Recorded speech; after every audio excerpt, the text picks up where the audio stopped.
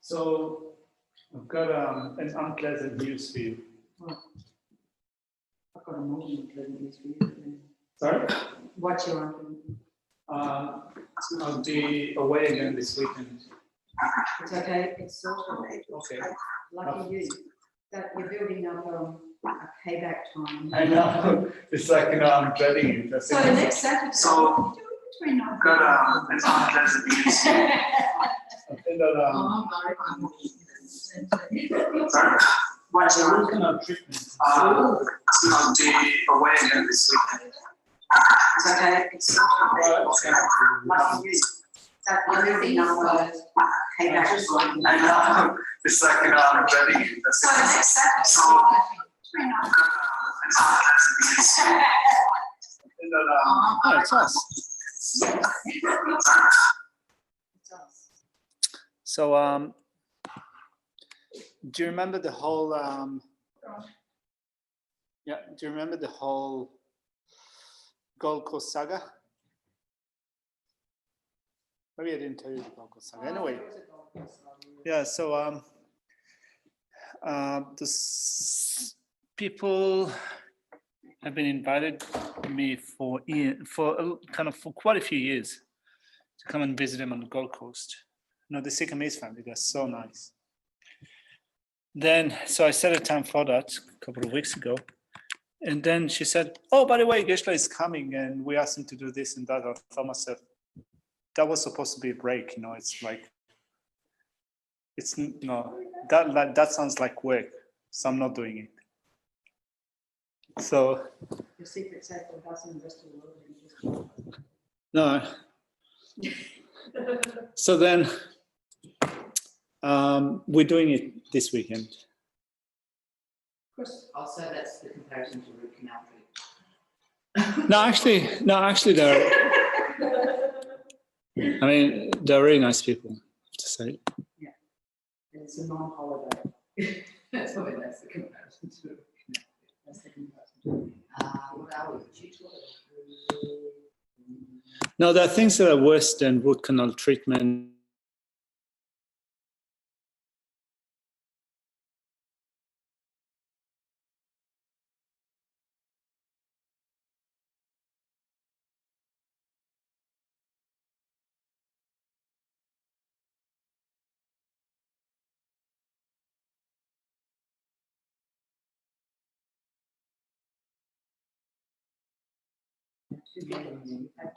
It was one sorry, so right. Yeah, it was one phone call. On the 17th, right? On Monday. Maybe I should send out a reminder. Yeah, you saw a reminder for tomorrow. A nuns meeting? Sorry. Do you feel that? Well, I feel like I'm uninvited to nuns meeting, and I don't know if I should take it personally or. Be an honorary nun? I should say that. You can go instead. I should say that on the agenda, but I can't. No. But maybe. You could be an honorary nun, Carson. I'm already am. I'm the honorary head nun.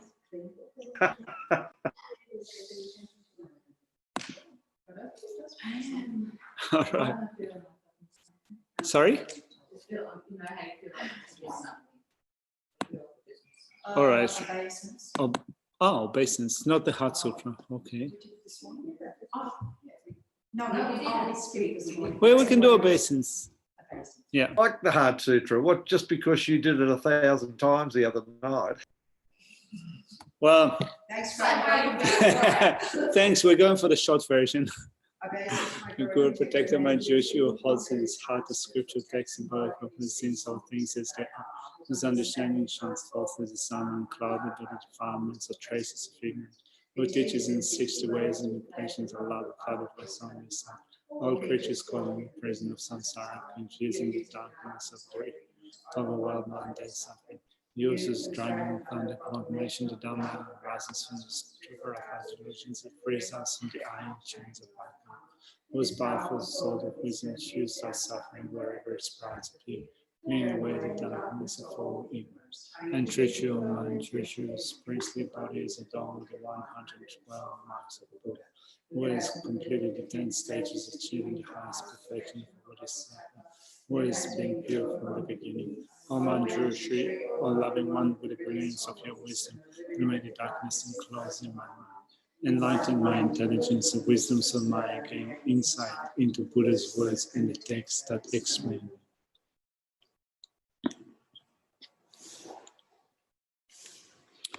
I go for refuge until I'm enlightened to the Buddha, the Dharma, the classes, and the accumulations I collect by listening to the teachings may attain the state of Buddha to be able to benefit all sentient beings.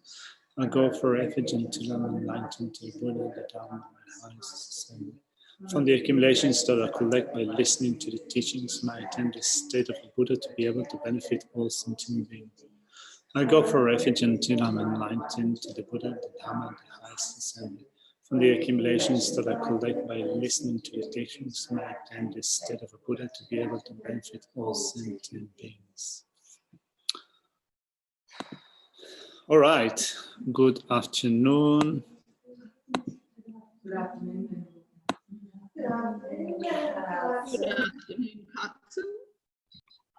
All right. I feel like I'm being sprung or something. All right, so let's start with a secondary offense, because otherwise, otherwise we'll never get to cover them. Yeah. Yeah, because yesterday. Yeah. Was I here yesterday? What yesterday? Was I here yesterday? You were missing. Yes, I was. Were you? I had a GP appointment, that's right. So it would have been the day before. Yeah. Did you do a secondary offence yesterday? Not yesterday, but the day before. Yesterday I was planning to do 2. And I didn't get it. I've done none. So no, I was kind of saving all my love for you, so I'm going to do it today. So Are we having another test this weekend? yeah, we. No. I hope that it's not going to be too full on, but I'll set it hopefully tomorrow. You're going to send it for review questions too. Yeah, first I'm going to send review questions, which I started making. But Then- that means we've only got tomorrow to get it in, isn't it? If you only give it to us on. Yeah, the review questions will be done today, this evening, so they'll probably be sent either tonight or tomorrow morning, because I'm sending it to Kathy, and Kathy either will send it tonight or will send it tomorrow morning. And the way that I do the exams, by the way, just to let you know, so I look at the 2 sets of review questions, then I choose questions. I answer them myself, just to make sure that that the questions are not that confusing, or that they're not too open-ended, or that they're not too murky. Now, if I try to kind of to see if I were to get those questions, how would I answer it? So it takes some time, so I'll do it during the weekend. And you'll get it either Sunday evening or Monday morning. Sorry? Yeah. Are you having one? All right. Okay. So I think that the last thing that we did was the 14th secondary offense. So thinking only about going through samsara, remembering that we said that as bodhisattvas we have, or in training like a bodhisattva, we think that, as the Guru Puja says, even if I have to stay for eons in the fiery hell of Vichy for the sake of one sentient being alone, please bless me so that I will not be daunted and continue to work for the welfare of others. Is that the right verse? Yeah. All right. So, sometimes when I translate for Geshe Steering, it comes up with those verses from the Guru Puja. And I always get stumbled on like one word, one verse. You know, everyone knows those verses by heart, and I'm the only one who's like mumbling. So, so if we think that as bodhisattvas, we need to remain in samsara to work for the sake of others, and therefore we don't need to work in order to get ourselves out of samsara. We don't act against our afflictive states of mind. We don't deliberately make effort in abstaining from negativities and so forth, and thinking that it doesn't matter because I have to anyway stay in samsara. It is a secondary offense, because we should have fear of the afflictions. We should fear negative actions. We should be wanting to liberate ourselves from samsara, but not only for our own sake, but for the sake of other sentient beings. Renunciation is the foundation for developing bodhicitta, in the sense that in order to develop renunciation, we first of all need to understand our own suffering with a strong sense of dislike, to have a dislike to our own suffering, and also to have a dislike to karma and afflictions that keep us going through cyclic existence. And on that basis, we can then turn the focus to look at others, develop compassion to them, to the way in which they cycle again and again to cyclic existence, just like us, and experience unwanted suffering. And this is the basis for developing bodhicitta, right? So we should be fearful of karma and afflictions and suffering, but we're willing to still endure that for the sake of other sentient beings, right? So giving way to afflictions, thinking that I don't need to do anything about it because I need to stay in cyclic existence, is a combination of, first of all, some sort of misunderstanding or confusion with respect to what it means to stay in samsara for the sake of others. But also sometimes I think that it's involved with some sense of comfort that we have in cyclic existence, right? So when it's too comfortable. What do you think, too comfortable? Yeah, too comfortable. In cyclic existence, we think that, well, you know, I don't have to work on that at the moment. I don't need to get rid of that attachment to those things in samsara, because anyway, I have to stay in samsara. So I think that this is also could be part of that secondary offense in which we do not work hard in order to be liberated or to be free from samsara. So bodhisattvas and Buddhas still, you can say, remain within samsara, but not under the control of karma and afflictions.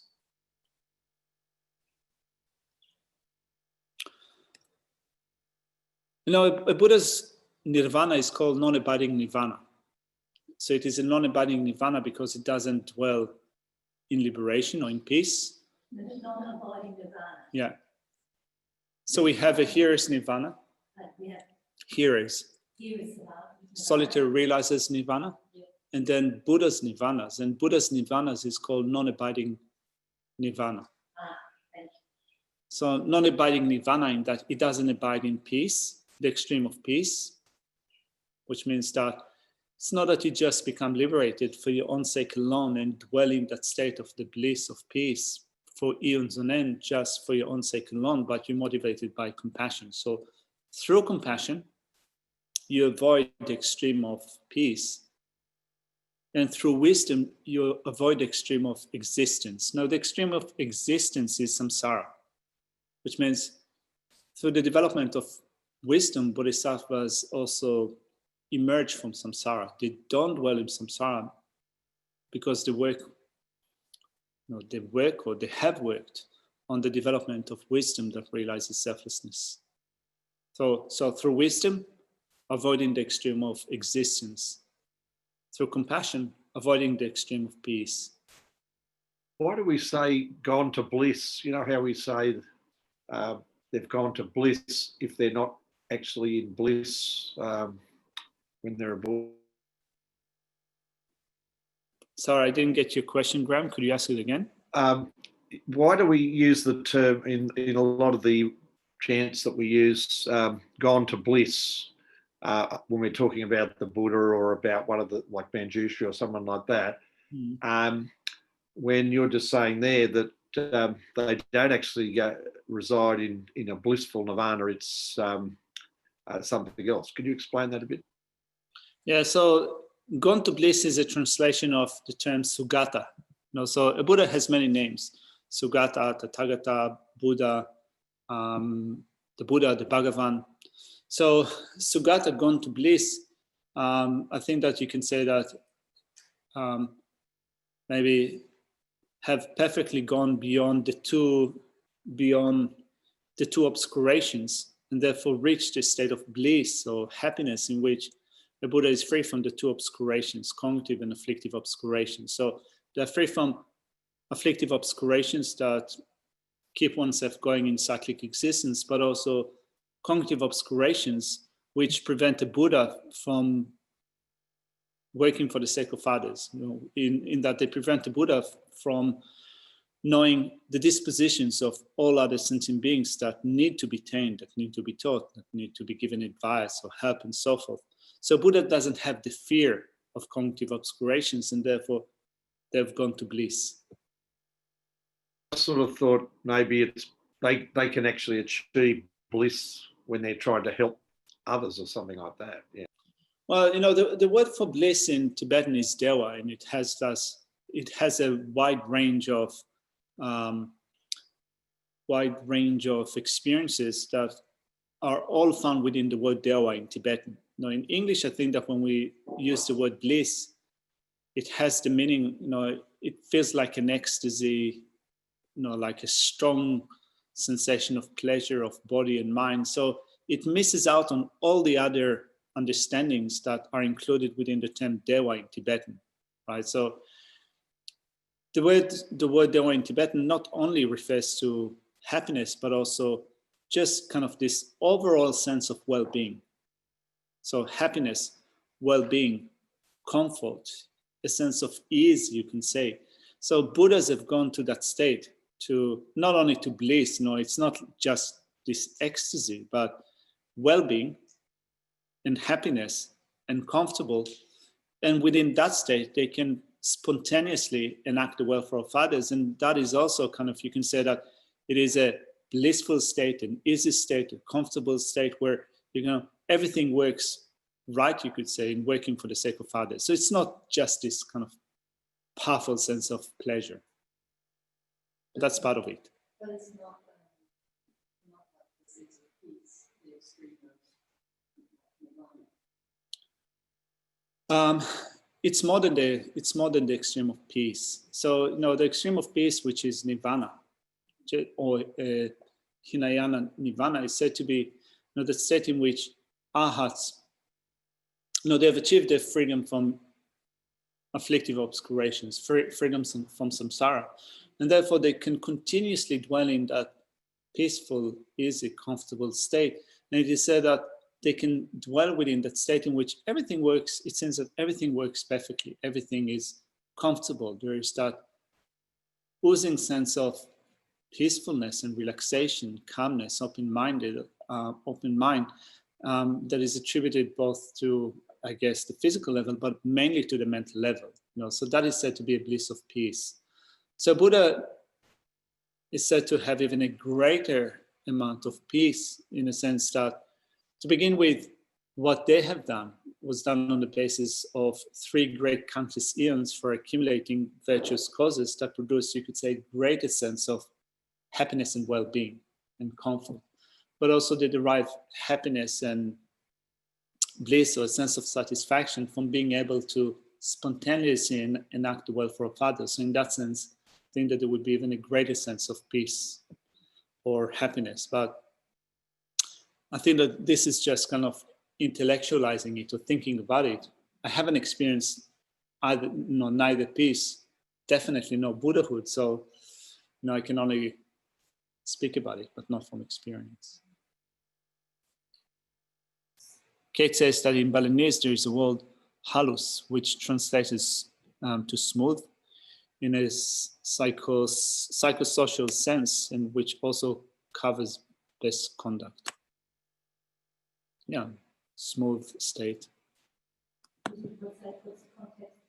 And they're probably also kind of, in addition to state of, in addition to what we said so far about happiness, the word for happiness in Tibetan, dewa, that covers comfort, pleasure, happiness, bliss, well-being, state of ease.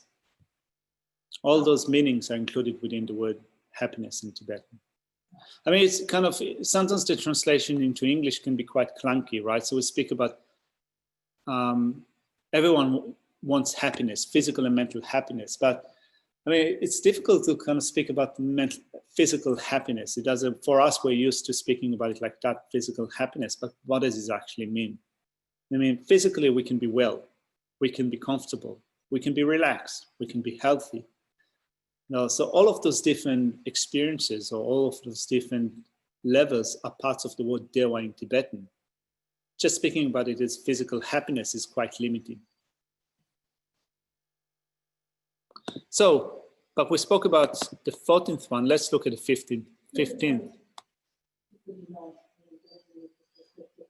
So I'll try to rewrite this in my own words because I'm struggling with really understanding what it is. So this is what I've gotten, and I'm open to any comments from anybody. I mean, isn't it appropriate to think that because I'm going to be in samsara for eons, because of my many delusions, it isn't necessary to be repelled by the form? In other words, thinking that it's okay to not work on a particular delusion more than any other and to persuade others to do likewise.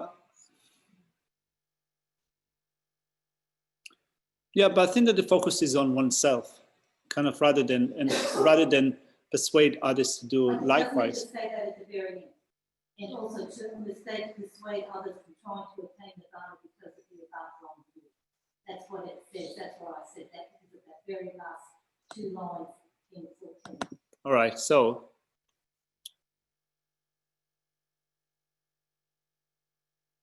after all, enlightenment must be attained. If you feel or express, yeah, you can also express that to others, right? So it says if you feel or express, bodhisattvas should not delight in nirvana. They should turn their backs on it. Bodhisattvas should not fear disturbing emotions. They do not need to completely isolate their minds from such things. After all, enlightenment must be attained after circling in samsara for 3 countless eons.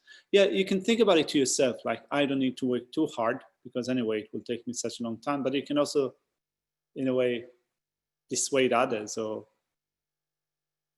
discourage others from doing that. Yeah, so I take your point. Yeah, yeah, it's all good. Yeah, yeah.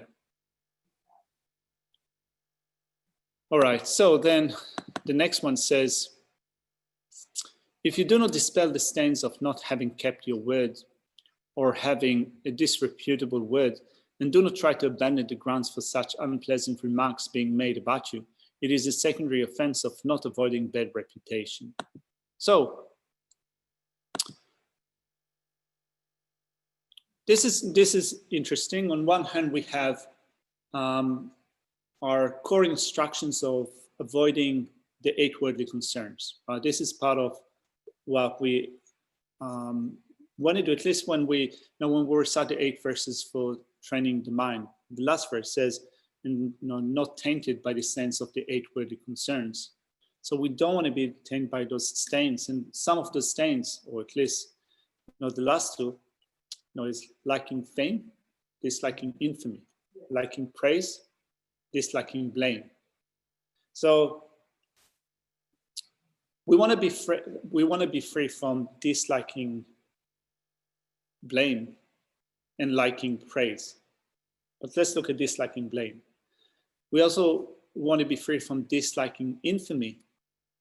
But here this secondary offense says that if you actually have a bad reputation, if people criticizing you and they do that unjustly, then avoiding that and not correcting that is a secondary offense. So we have to see how how do we mitigate these 2 together? Because it's also in giving the victory to others. Yeah. So we take it from ourselves and give the victory to them if they're doing it. So it does seem contradictory. Yeah, so for those of you who might not have heard it, I think that you probably have. So we want to take upon ourselves defeat and offer the victory to others as part of our mind training. So the thing that it's not only that I think, also I looked at other commentaries. The point is that in order to be able to work for the sake of others, we need to have a credible reputation. You know, if we have a credible reputation, then we can do something for the sake of others, give teachings to others, give an advice to others, lead others in a certain way, moral way, ethical way, or otherwise. If our reputation is damaged, our ability to work for the sake of others will also be impaired, will also be damaged. So in that sense, I think that we can look at that in the following way. If you're concerned about your reputation for your own sake, in that you think that I don't want to have bad reputation because other people would not like me. I don't want to be blamed because it means that others will not like me. And if they don't like me, then I will not get the respect that I want. I wouldn't have good opportunities at work. I wouldn't have good opportunities in putting my views forward and so forth. If the attitude is more self-oriented, since this is part of the big package of the 8 worldly concerns. But if you think that I don't want to be blamed or criticized unjustly, or I don't want to be criticized so unjustly, because if I do and my reputation is being damaged, I wouldn't be able to be of benefit to others. And on top of that, I have a certain responsibility as Buddhist. I have a certain responsibility as a monk or as a nun, or as a Buddhist monastic in general. So if people criticize us unjustly, it will damage, in some sense, the reputation of monastics in general. To this point, if we don't do what we can in order to restore our reputation, that is a secondary offense. So, well, to me, what it seems to be highlighting is that it's a grey area. I mean, if you look at Shantideva, that the only reason we got this commentary because he had the notoriety of being a slack, lazy monk who was just wasting everybody's time by eating and sleeping all the time. Yeah. And they were trying to catch him out. And he didn't care if they hadn't asked him to teach. He would never have gotten the Bodhisattva's way of life. I mean, he certainly wasn't concerned about the bad notoriety he had within the monastic within the lander. mm-hmm. So to me, it seems as though it's really highlighting the grey area. I mean, there's a gray area here, particularly because it's difficult to speak about how would it happen in an actual way. You need to deal with individual cases and wonder or ask yourself, what is the right way to handle this particular situation? Now, so, I mean, to begin with, if let's say that if we just an ordinary monk or a nun, we don't have a very particular strong or famous or, powerful position. If someone criticizes us unjustly, in that sense, it doesn't really hold sway, doesn't it? Even if it is unjustly, it's not, if we don't have a particular position, if we are not in a particular situation, it is an unjust criticism. But if we don't hold a particular role, it might not create a lot of damage. But if we do have a certain role, a certain responsibility, a certain situation where it does damage our ability to be of benefit to others, then we need to look at how do we make amendments. I mean, and another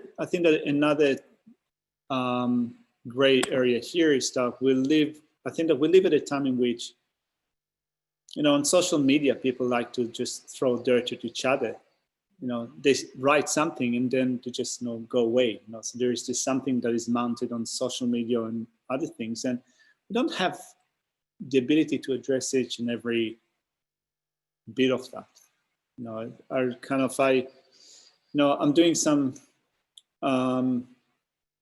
I'm doing some teachings for a group of Israelis. And I've noticed that someone has posted a comment that was not that pleasant about me on social media. It's not even a person that attends one of the sessions. Not even someone that I think that I met that I actually met. If he posted on social media that, oh yeah, I know that guy, the monk and the translator or whatever, but I don't know who the person is. Now, so I thought to myself, it's, of course, it's not nice to receive kind of criticism in general, but is there a point of spending time and energy and having those discussions? And how does that relate to a comment like this? Well, you need to ask, I think that here, a comment like this is that, does it impede your ability to work for the sake of others? Is it that your reputation is damaged to the point in which your ability to work for the sake of others will be reduced? If that is the case, I think that, and you don't try to make it clear, then that's a secondary offense. And also, if, for example, I think that if it also reflects upon, for example, the community of Buddhists, or it also reflects upon the community of monastics, and there is a way that you can clarify that situation. It's all, no, and you don't do that, that is also a secondary offense, I think. Chukina? I was just thinking of on the social media side, I think it was teaching with this following thing. Geshe was here, so it must have been. And there were comments coming up about shifting and from that perspective, and definitely it's not getting upset and definitely just leave it. The lines with you. There's that sort of, because I guess you have to, not with that alarm, but with that question, that would be that. And his sort of on the jump. Well, not going to be you, just correct the person. Yeah. Yeah. I mean, it's all in that sort of situation too, because we have seen a bit of it like, if we fuel it, are we only making the voice sort of give it more energy? Well, exactly. Yeah, and so by just sort of, just, like Geshe said, just let others deal with it. And because you haven't let things sort of disappear a bit, hasn't it? I haven't heard of yeah, so maybe that is maybe they do. Yeah, just let other people do it. You don't know. I mean, I find that as a registered nurse that work in big facilities, nursing, some people like it and some people don't. And you're never gonna avoid it. Yeah. And some people dislike you more than others. And I think it's wonderful that people are able to feel comfortable enough to speak out and say that. Yeah. It shows that they're not that much of a tyrant, that people don't feel uncomfortable that they can't say anything negative about it. So in some ways, I think it's a bit of a, well, at least I feel comfortable enough to say something. So I think that the whole point here in looking at how will such a secondary offense would impact your ability to be of benefit to others. If you lose your credibility, if a bodhisattva loses the credibility or the reputation or whatever, to the point in which others will not take them seriously, if you don't address that, that's a secondary offense. So I think that's the gist of this. I think that probably an extension of that, and this is just a side comment. We have also, you can say, a reputation on an organizational level.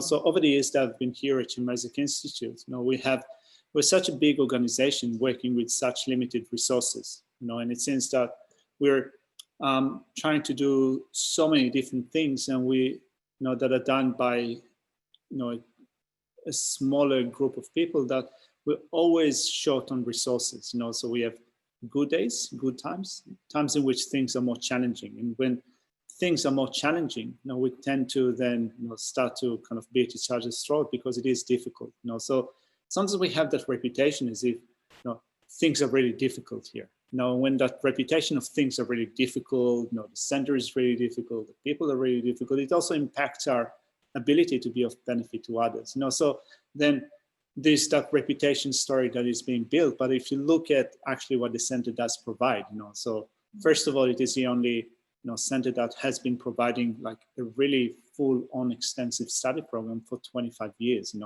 How many Western teachers have came out from this center and went around the world, are now working around the world and giving teachings to other, in other centers. How many geshes have come to Australia through Chinrezig Institute and now are teaching in other places, So then sometimes kind of when you think of having a certain bad reputation, it's actually overshadows the good things that are still there, So if you don't do something in order to dispel that bad reputation, if you don't kind of oppose it sometimes directly, there's kind of a danger that it will still continue. So of course, if we have some problems, we have to clear them. But some of the problem is just kind of sometimes just unjust criticism. Or even if it's just criticism, then you can also actually help rather than criticize. If you want things to work better, help out. If not, shut up. I was going to say pretty much that, Yeah. when it comes to the bad reputation part, it's very worldly, very samsaric. Yeah. The good reputation part is very dharma. Yeah. So, it's kind of like, really, Yeah. that's what, and we are in samsara, we are so it certainly doesn't.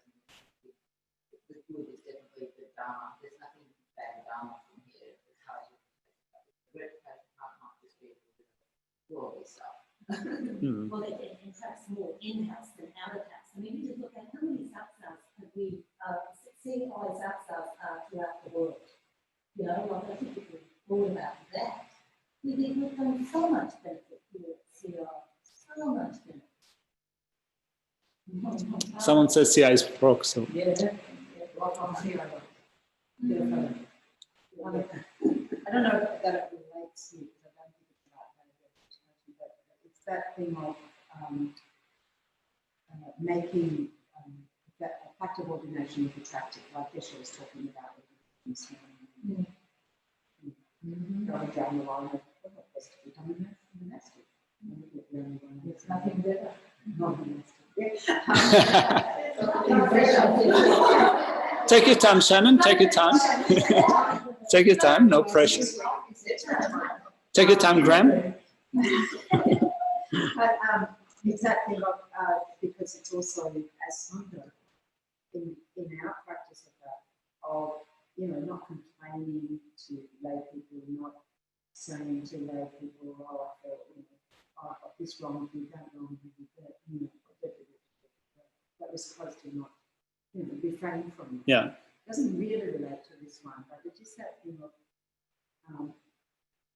being attractive in that. Yeah. In that way. I think that it is an extension of that. You want to kind of also in the way that you behave, you want to make sure that criticism doesn't come and that also you don't reflect badly on the monastic community. So, because if it does reflect badly on monastic community, then someone else will have to pick up the pieces and kind of dispel bad reputation.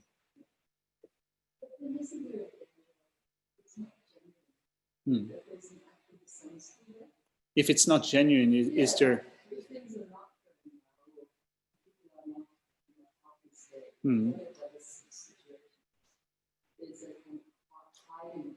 Yeah. Well, I think that if something is not done properly, if it's unhealthy, definitely needs to be addressed. I think that here, just going back for a second to this secondary offense, here it refers to, I think that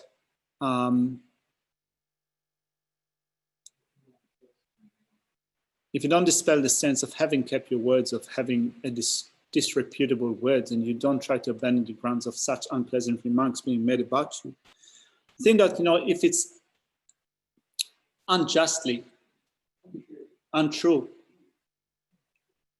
and it damages your reputation and your ability to be of benefit to others, then you should do it.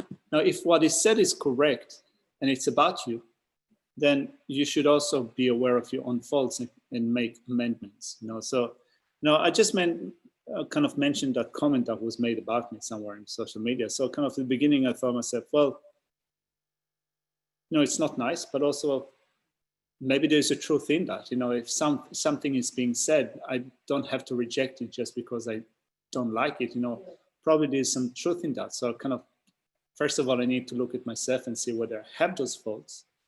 Then also I need to kind of see whether I need to spend energy in, defending myself, So I do have faults, but also in certain situations, I don't need to spend energy in order to dispel criticism mounted against me by someone that I don't know. And is it really like, Yeah. in your life having bad reputation, or is it something everybody else can read, but no, we know that's not. Oh, no, because you read all the positive comments. Just praise me. No, well, it's like, it seems that kind of the world of social media lends itself to just having those endless discussions. And, sometimes when you don't have a face-to-face conversation, if you're just going to kind of type things on the net, I don't know, I find it a bit futile and a lot of, it's a waste of time. So I'd rather not engage in that, So anyway, I thought of doing 2 secondary offenses, but we've done 1. Well, well, the 14th we've covered in the previous session. Today we are the 15th. So let's just recap some of the things that we said today and in the previous sessions. So now in my mind, I tried to kind of,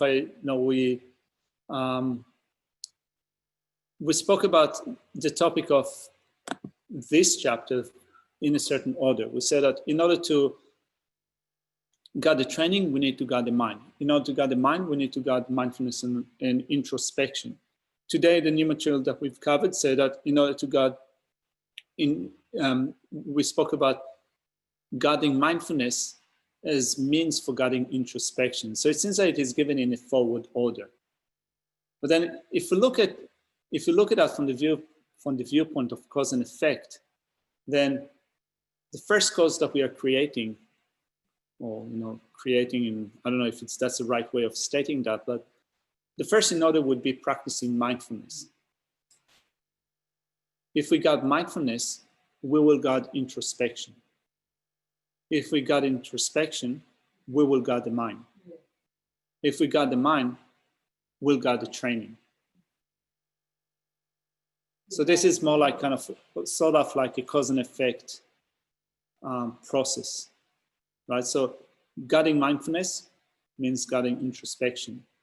Guarding introspection means that we guard the mind. If we guard the mind, we will guard the training.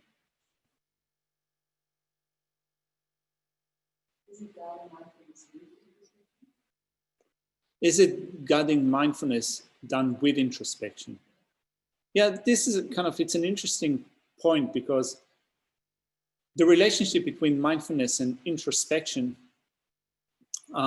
here is presented as guarding mindfulness as means for, or as means for guarding introspection.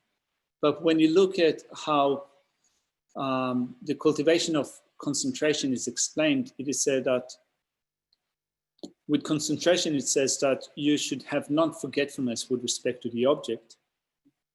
And then every once in a while, introspection kicks in and checking that mindfulness does its role. So it seems that kind of introspection is actually checking what mindfulness is doing. I just wanted to say, I know that in some representations of the 9 stages, like the tutorial one, they're both there together. Yeah. And in other presentations, it's like, first of all, you have to have the non-forgetfulness of the object. You have to think that is the object. And so stage 1 and 2 are mindful, and then introspection comes later. So it seems to be this slightly different ways. So one more, I'm wondering if you've heard that, because I think that you made a comment before. You posted a comment that today's the sound is not that clear. Yeah, I couldn't hear that. You couldn't hear that. All right. So Chugila is saying that in some depiction of the 9 stages of mental placement for cultivating calm abiding, mindfulness and introspection are presented together at the same time. But whereas in other stages or other parts of this, or other maybe forms of other presentation of the 9 stages, then mindfulness is presented first and introspection comes along later on. So then this is, so going back to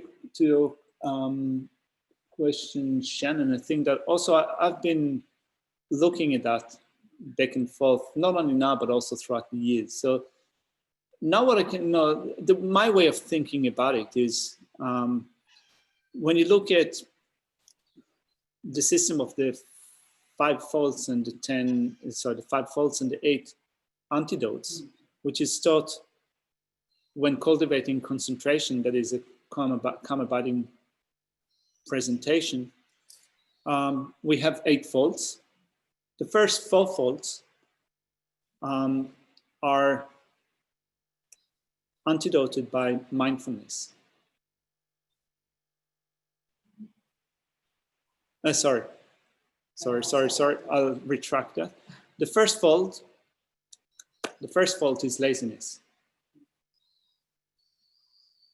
So laziness is more like is setting in, let's say, before we take up the cultivation of concentration, right? So we are lazy, we're procrastinating, we think that this is too difficult, how can someone like me, or we're being too attracted to ignoble activities, we're like taking on long holidays, or we think that I'll do it when I get old, now it's time to have some fun and so forth. So I can't do it. So the first 4 applications, the first 4 antidotes are for laziness.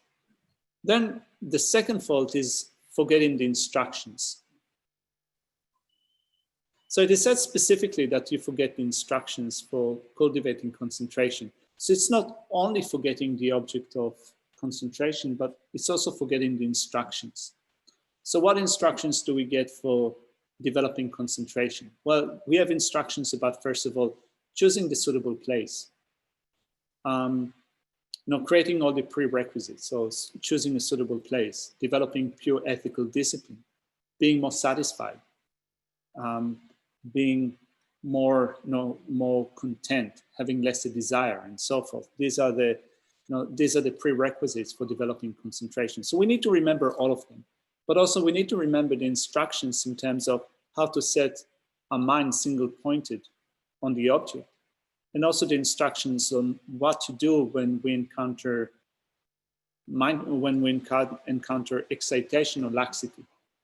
So all of that, retaining the instructions, is done by mindfulness, which I think that sometimes the word that we use for that in English could be confusing, because mindfulness is used in so many different ways. We have mindful eating and mindful walking and so forth. So it seems that there is, in English, mindfulness has a broad meaning. In Tibetan, the word is remembering.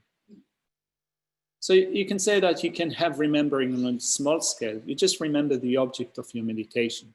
But also remembering the object of your meditation could be, for example, if you choose a Buddha image for your object of meditation, then you should remember the details of the image so that you'll be able to construct that mentally, right? So the size, the shape, the color, the different features of the object. So you also need to remember them.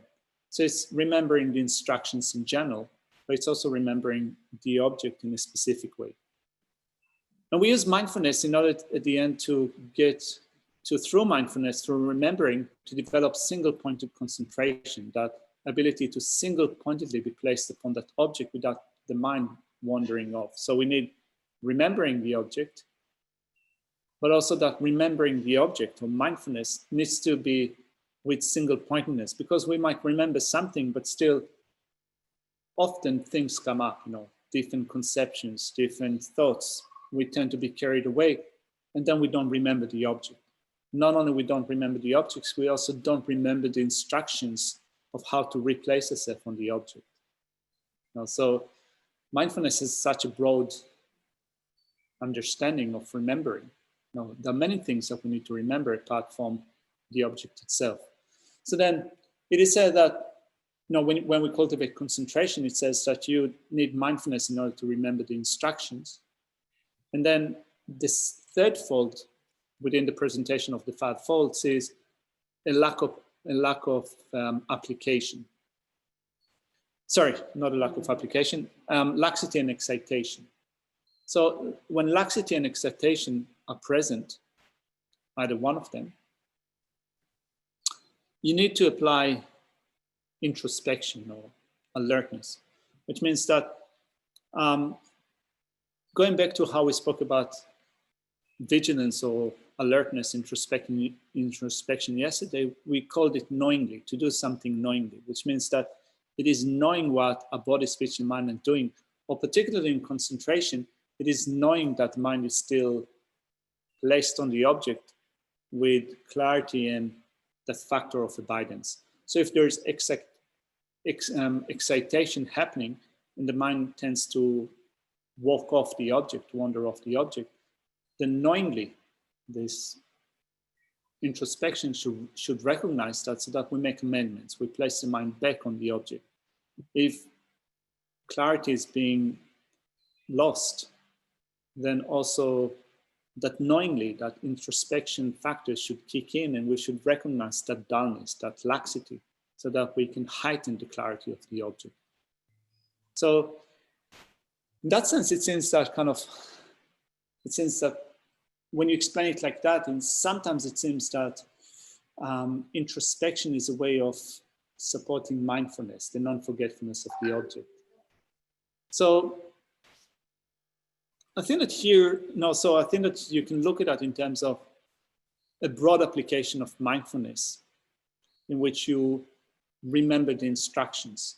And particularly here in Shantideva's fifth chapter, when he explains how to maintain the training, it says that you need to be mindful of the training. So what do we need to do in our trainings?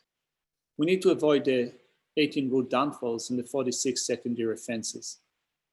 So we need to remember not only what they are, but we need also to remember that this is what we need to do. We need to remember that our goal is to become Buddhas. We need to remember that our goal is to develop an attitude of cherishing others, to develop compassion, that we need to oppose a self-cherishing attitude. So we need to remember all of them. So that's the first step. And the second step is to have that constant or repeated checking that we're actually doing it. Now, so we need, in that big scope of mindfulness, it seems that mindfulness, first of all, remembering what we need to do, is the first step before checking that we're actually doing it. Now, if we don't remember what we need to do, all that set of instructions, there would be nothing that we will check.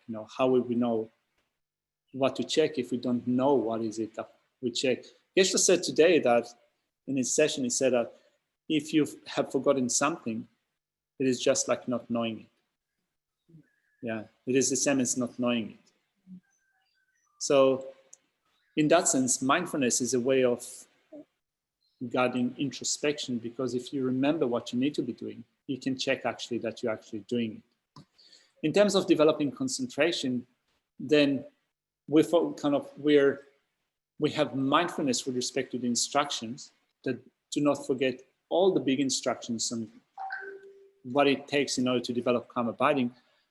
But also we need not only mindfulness of the instructions, we also need mindfulness of the object, not to forget the object of meditation. So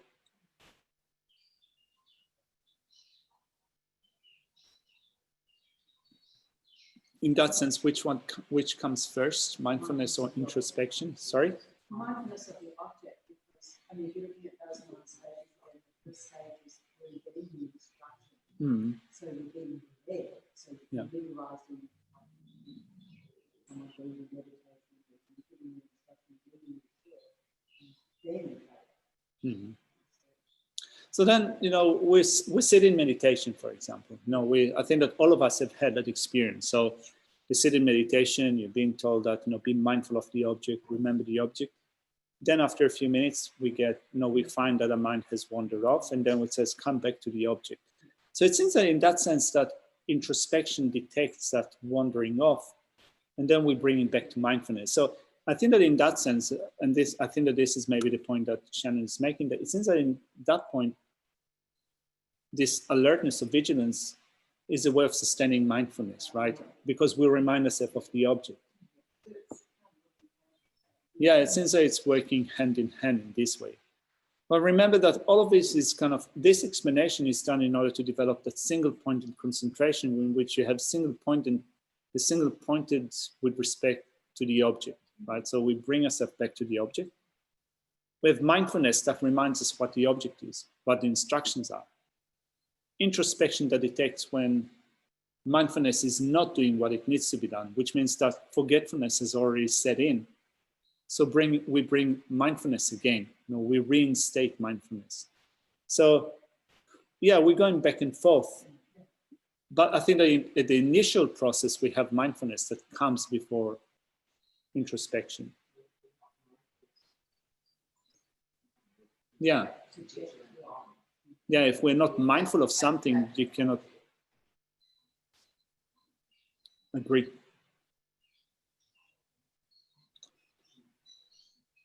So something that I put, by the way, in our class notes, let me put it on the screen, is the definition of mindfulness, non-forgetfulness with respect to a familiar phenomenon or familiar object. That's the definition of mindfulness. As I said yesterday, there is no definition for introspection in the text of mental minds and mental factors, but there is a definition of non-introspection which we can use in order to understand what introspection is. So it says, non-introspection is a wisdom that is concomitant with afflictions and engages unknowingly in activities of body, speech, and mind. So introspection is the opposite of that. It is engaging knowingly, knowing that we are doing what needs to be done.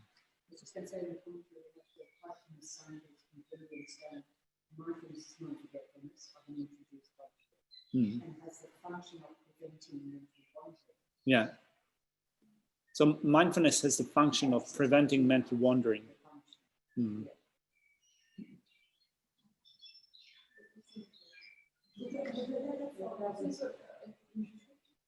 Yeah, well, introspection is once you've wandered. Mindfulness is before you've wandered. Mind wanders off. That's the expectation. And then you apply the expectation. Well, I mean, that's what's said at the beginning of this chapter, when we've got that actual section at the very beginning. That the mindfulness, which is the function, the object, and what was the last one? You guys know what I'm talking about? Yeah. The happy enough one. Mindfulness in brief is not forgetfulness and introduce object and has the function of preventing mental wandering. And elaborately, we've got the object, the aspect, and the function. And the object is the phenomenon, is the introduced phenomenon, the object, the aspect is the non-forgetfulness after focusing on that object, and the function is developing the strong mindfulness. So, Or developing non-destruction. Yeah, it needs to be the function, non-destruction, not non-wandering off to other objects. Function of preventing mental wandering. Yeah. Proper mindfulness, single pointed focus on the object, preventing mental wandering. That's the function. Yeah. So that's sort of what we can Mindfulness. say. Yeah. Yeah, it seems that that's what introspection does, but we don't have a separate mental factor for introspection. Maybe we can ask Ashla about it, what the goal is. I cannot. Yeah, write it down for next week. I cannot answer that. Yeah. Why don't we have a mental factor for introspection?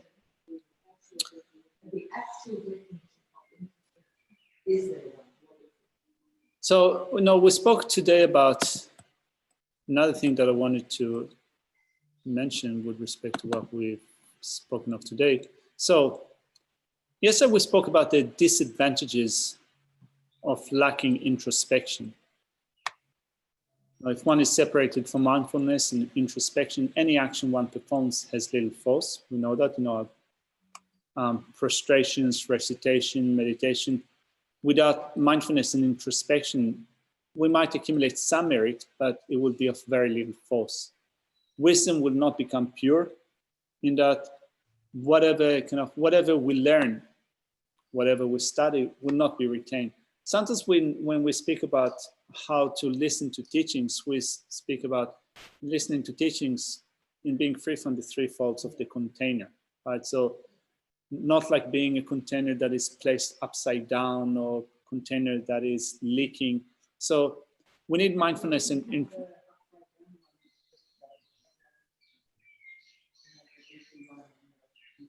yeah, contaminated one. Yesterday?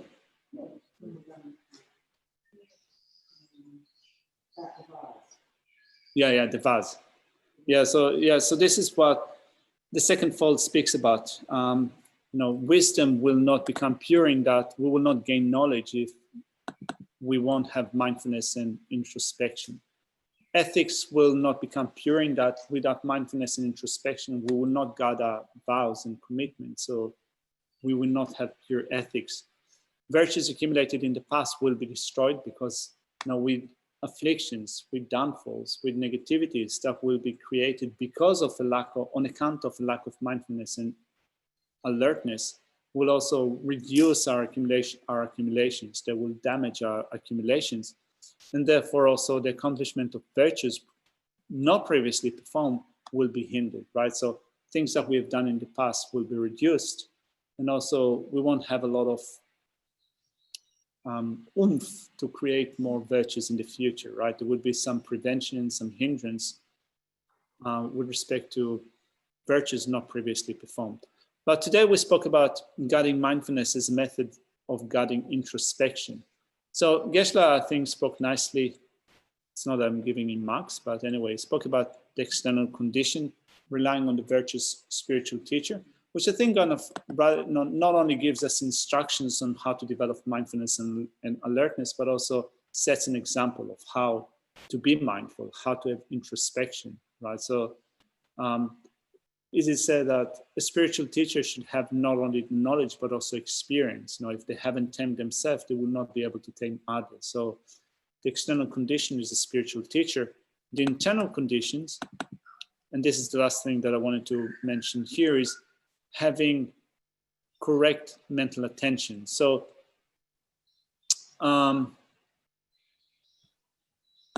let's just briefly look at that before we leave it up for today.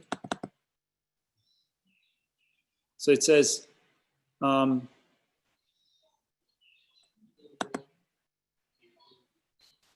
and 32. Oh my Lord. So in thinking that I'm always dwelling in the presence of all those Buddhas and Bodhisattvas who are endowed with unimpeded vision in all. By thinking in such a way, I shall likewise obtain possession of shame, respect, and fear. So not thinking that if I behave in this way, my teachers will see me, the Buddhas will see me, the Buddhas and Bodhisattvas will know that. We often, as Geshe said, it's hard to think about it often, right? We're not convinced that this is the case, but it's good to... Yeah, but it's good to remind ourselves of that every so often. But I just wanted to also mention shame and embarrassment. So just to put it just briefly on the screen, shame and embarrassment are considered to be virtuous mental factors. They are part of the 11 virtuous mental factors. So shame, it is an avoidance of misdeeds on account of oneself. So in thinking, and Geshe-la highlighted that, he said that this is the most important factor. So thinking that, for example, I'm a Mahayanist, I shouldn't behave in this way. I've taken upon myself the Bodhisattva vow. In the presence of Buddhas and Bodhisattvas, this is not a suitable thing for me to do. I'm a monk or I'm a nun, this is not suitable thing for me to do. I'm Buddhist, I've gone for refuge, this is not a suitable thing for me to do as Buddhist, right? So this is a sense of shame. Taking yourself as a reason and avoiding negative actions, avoiding misdeeds. So it is important to have that sense of shame in order to develop mindfulness and introspection.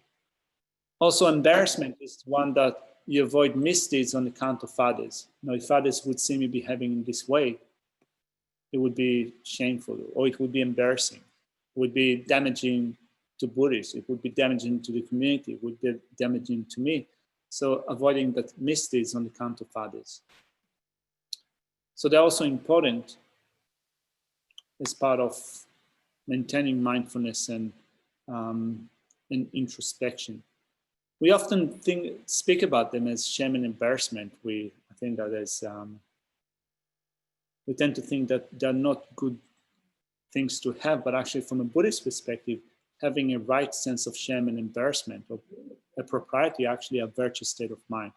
So it's not being feeble-hearted, or it's not being, it's not having a lack of confidence or low self-esteem. It's not that. It's just being able to relate to yourself or to relate to others and use certain reasons to avoid misdeeds. That's shame and embarrassment. Carson, would you say that introspection is an example of an application of mindfulness? No, because introspection and mindfulness have particular kind of particular description. Mindfulness is just non-forgetfulness, and introspection is the one that checks whether you're doing what you should be doing. So it's like often they say that you have mindfulness, which is not forgetfulness, and the spy of introspection that actually checks. If you don't have a memory of something, I don't see how you can really have introspection. Truly, you must have a bit of memory of something to be able to check your mind. Yeah, and this is why they say that it is a non-forgetfulness with respect to a familiar object. So you cannot be mindful of something that you do not know. You have to be familiar with the object. And the work is, it seems that here is a cause and effect. So you have mindfulness, which remembers it, doesn't forget it. And then you have introspection that engages knowingly.